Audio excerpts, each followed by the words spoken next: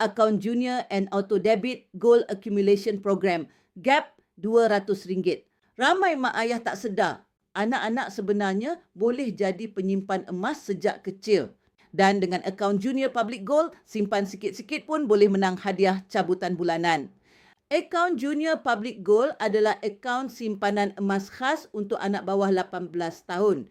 Yang bestnya, mak ayah hanya perlu aktifkan auto debit serendah RM200 sebulan ke akaun GAP anak.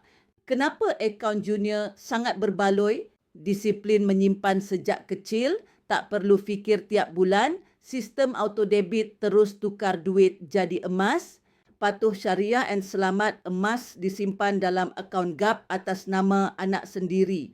Simpanan jangka panjang yang kukuh, bila anak capai umur 18 tahun, mereka dah ada tabung emas sendiri. Layak masuk cabutan bulanan Public Gold. Simpan RM200 GAP sebulan pun berpeluang menang hadiah menarik. Tak terkesan inflasi, nilai emas kekal. Jadi tabungan anak tak susut seperti duit biasa. Modal rendah, tak perlu beli jongkong besar. RM200 pun dah cukup. Akaun Junior bukan sekadar simpanan tapi hadiah masa depan yang kita bina perlahan-lahan untuk anak. Kalau tuan-puan nak bukakan akaun Junior dan aktifkan auto debit GAP RM200 sebulan, WhatsApp akak sekarang. Akak akan bantu yang terbaik.